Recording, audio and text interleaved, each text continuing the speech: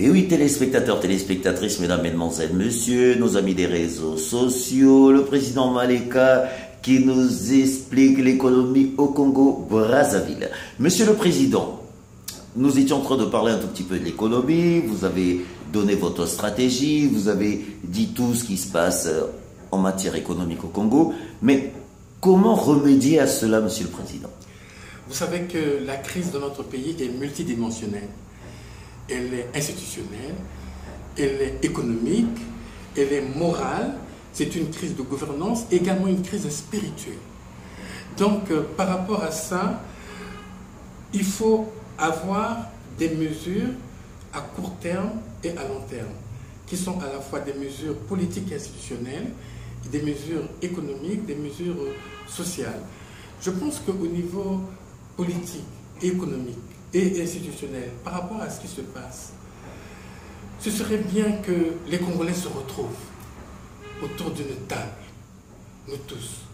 Donc je crois qu'actuellement, il ne faut pas se précipiter dans les élections alors que tout le monde n'est pas prêt. Ce serait bon que nous nous asseyions, que nous faisons le diagnostic de notre économie, parce que nous le savons, et que nous fassions des propositions. Vous savez que la crise actuelle provient de ce gouvernement qui est resté pendant très longtemps, qui n'a pas pu amener des idées nouvelles. Donc il faudrait que nous nous retrouvions tous, que chacun apporte ce qu'il veut, ce qu'il peut, parce que nous avons même des remèdes. Nous savons ce que nous pouvons faire. Et moi, je vous dis sincèrement, je sors de la conférence nationale et j'ai participé au gouvernement de transition. J'en ai l'expérience. Et je crois que nous devons, quand on a pris un mauvais chemin, il faut faire demi-tour. Nous devons revenir à une transition. Une transition qui pourrait nous permettre de remettre le Congo sur les bons rails, de remettre à plat les institutions, qu'elles soient fortes, de faire en sorte qu'il y ait un nouveau Congo où, comme nous disions pendant la conférence, nous voulons un Congo où on ne vole pas. Nous voulons un Congo où on ne monte pas. Nous voulons un Congo où il n'y ait pas de tribalisme. Nous voulons un Congo où on ne tue pas. Voilà ce que nous voulons de ce Congo. Et nous pouvons le faire, nous pouvons le réaliser. Maintenant, à partir de ces mesures institutionnelles et politiques, il y a des mesures économiques. Je vous ai parlé de le caractère unijambiste, c'est-à-dire que le Congo ne tient que sur une jambe. Hein? Économie de rente. Donc le pétrole, le bois. Non. C'est la nature qui nous l'a donné. Nous devons créer la richesse. Donc pour créer la richesse, parce que notre économie est fragile, il faut développer certains secteurs, principalement le secteur agricole. Donc notre secteur agricole, nous devons le développer pour augmenter sa productivité, la diversifier, lui rendre la place qu'il doit occuper dans le développement et lui permettre de maîtriser l'enjeu de l'autonomie et de la sécurité alimentaire. Je prends un petit exemple. Regardez la Côte d'Ivoire. La Côte d'Ivoire, actuellement, elle est le premier producteur de cacao. 1 500 000 tonnes par an. Le Cameroun, qui est à côté de nous, c'est 230 000 tonnes par an. Nous qui avons l'un des meilleurs cacao, qui rentre dans la production camerounaise, il faut le dire, parce que ce sont les Camerounais qui viennent acheter le cacao à Ouesso. C'est pas possible, monsieur le ministre. Mais oui. C'est 1000 tonnes, y compris notre bois. Les 2 millions de mètres cubes de bois que nous avons toute l'année passent par le port de Douala. C'est pas ce que vous dites, monsieur le ministre. Oui, et les transporteurs, ce ne sont pas des transporteurs congolais. Regardez le commerce au Congo. Le commerce, 90% ce sont que des étrangers. À Brazzaville, la Pointe-Noire. Le vendredi, quand ils vont à la mosquée, il n'y a plus à manger. Hein? Alors, ce n'est pas normal. Il faudrait que beaucoup de Congolais s'investissent dans le commerce. Et là, c'est très, très important. Donc, notre pays est un pays de transit. Nous devons utiliser cette caractéristique comme effet de levier, hein, afin que nous puissions faire en sorte que, à travers ces atouts, liés également au développement des infrastructures, de la communication et la maîtrise de notre espace économique, nous puissions le renforcer. Donc, dans beaucoup de domaines, nous avons la possibilité, à travers le transport et autres, les finances publiques, tout à l'heure on en a parlé, il faudrait aujourd'hui, dans les finances publiques, il faudrait tout faire pour mobiliser et sécuriser les recettes. non seulement celles provenant des ressources naturelles, mais faire en sorte que les recettes ordinaires, nous puissions faire en sorte qu'elles prennent le devant par rapport à tous, y compris dans les politiques d'endettement, dans les politiques de financement. Donc tous ces différents éléments, nous pouvons les chiffrer, nous pouvons faire en sorte que tout cela, nous fassions en sorte qu'il y ait un timing. Et je pense que si, au bout de 3 ans, nous sommes disciplinés dans ce que nous voulons faire, les choses peuvent aller correctement. Là, c'est un peu dans le domaine économique. Mais j'ai dit que les investissements, notamment, au lieu de toujours dans les aspects sanctuaires qu'on a vus, qui ne rapportent rien, les meilleurs investissements doivent être orientés vers l'éducation et le social. Quand vous regardez l'éducation au Congo, il y a un adage qui dit « Montrez-moi l'éducation d'aujourd'hui, je vous montrerai la société de demain ». Les analyses du système éducatif congolais établissent un même constat. La désintégration du système éducatif congolais et son état de délabrement total. Quand nous regardons même les chiffres qu'on a eus récemment lors du bac, 90% d'échecs. Mais c'est grave, ça veut dire qu'il y a quelque chose qui ne va pas. Pour aller à l'université, il faut se réveiller à 3 h du matin pour obtenir une place à l'université. Non. La moyenne des élèves par classe, 150 élèves par classe. Le ministère de l'Éducation nationale a dit qu'il fallait une moyenne de 240 000 bancs. Donc s'il y a 2 élèves par banc, ça veut dire que 480 000 élèves congolais, sont mal assis. Donc en matière d'éducation, il y a beaucoup de choses qu'il faut faire. Donc il faudrait mettre en place des états généraux de l'éducation. Plusieurs idées peuvent poindre. Par exemple, il y a des objectifs qu'on pourrait avoir, qu'on pouvait se donner. Par exemple, faire de l'éducation et de la formation des outils nécessaires à l'insertion sociale et professionnelle de nos populations. Faire de la connaissance un levier de développement national. Réparer l'injustice sociale et professionnelle à travers donc notre système éducatif. Et je crois qu'il y a beaucoup de choses.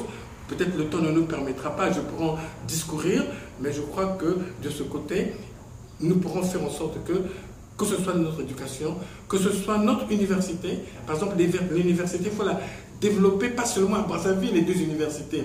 Il faudrait également qu'il y ait des universités dans la partie septentrionale, dans la partie orientale. Et nous attendons rapidement que l'université catholique de Pointe-Noire se mette rapidement en œuvre. Donc, il faut aussi des économies budgétaires.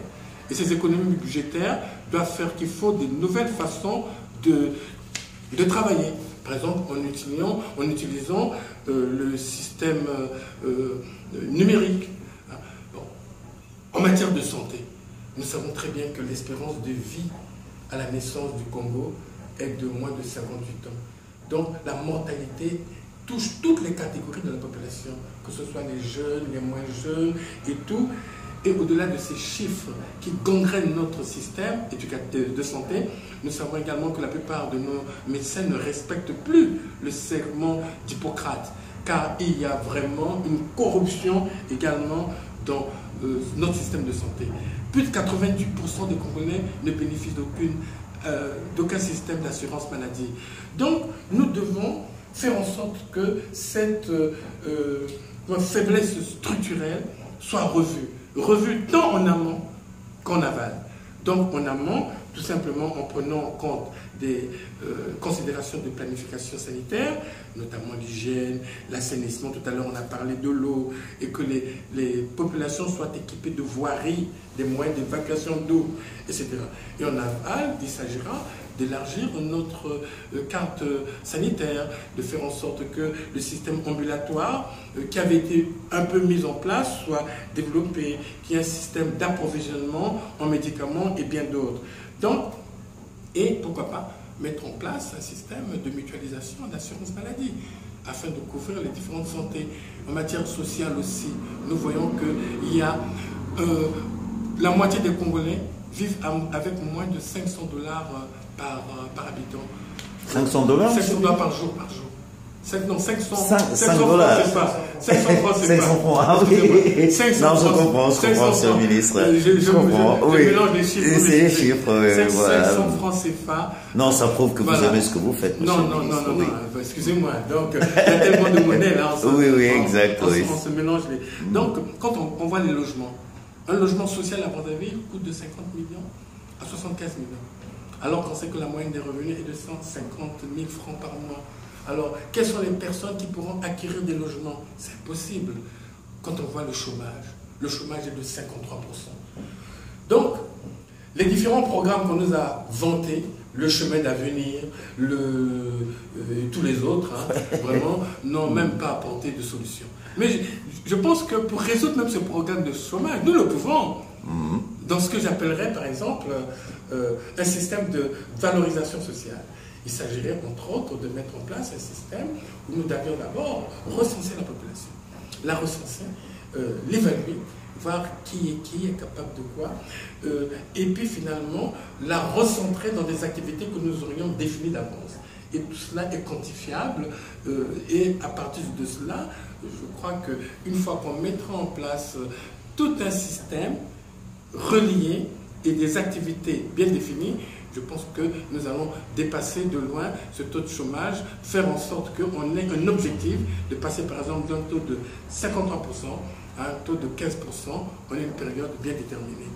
Donc il y a beaucoup de choses, c'est un chantier, nous avons des idées, nous pouvons le faire avec beaucoup d'autres, et il faut savoir que malheureusement,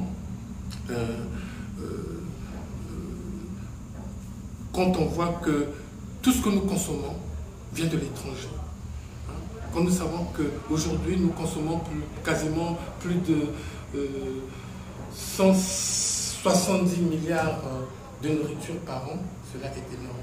170 milliards de nourriture. Et quand nous savons que par exemple ces dernières années, pour revenir même aux difficultés de santé, rien que les évacuations sanitaires de la nomenclatura ont représenté 17 milliards. Non, monsieur le ministre, ne nous dites pas ça, pas notre génération, monsieur le ministre. Vous n'avez qu'à lire le rapport de la Cour des comptes là-dessus, et vous aurez ces chiffres. Ce ne sont pas des chiffres que j'invente. Ces chiffres sont... C'est grave ce que vous dites, monsieur le ministre. Effectivement. Donc le défi d'une croissance économique créatrice d'emplois est ce que nous devons faire en sorte et mettre en place plusieurs types d'opérations, plusieurs types d'outils. Je crois qu'il faut être optimiste, cela peut le faire, et je suis persuadé que bon nombre des Congolais qui aiment leur pays, qui veulent ensuite que nous puissions nous en sortir, pourront le réaliser. Monsieur le ministre, pour terminer, effectivement, on va revenir rapidement sur les assises, à moins que vous avez encore un mot sur l'économie à compléter. Mais je crois que je n'ai pas parlé de la culture. Ah oui, la culture. La culture, oui, la culture au Congo. Nous avons des écrivains de renom. Nous avons la musique congolaise que nous devons développer. Nous avons des bibliothèques qu'il faudrait que nous créions. Donc il faut revaloriser notre culture afin qu'elle ait un rayonnement comme ce fut dans le cas, comme ce fut auparavant. Monsieur le ministre, j'ai vu beaucoup d'amis de réseaux sociaux qui m'ont dit, en tout cas, si monsieur Maleka est réélu aux assises, nous adhérons aux assises. Vous avez été réélu avec succès parce que j'ai été là, c'est pas pour vous flatter, monsieur le ministre. Comment adhérer aux assises? Non, aux assises, c'est pas compliqué. Tout le monde qui veut venir aux assises vient aux assises. Et à partir de ce moment, nous allons montrer que voilà, nous voulons redresser notre pays, donner aux Congolais de l'intérieur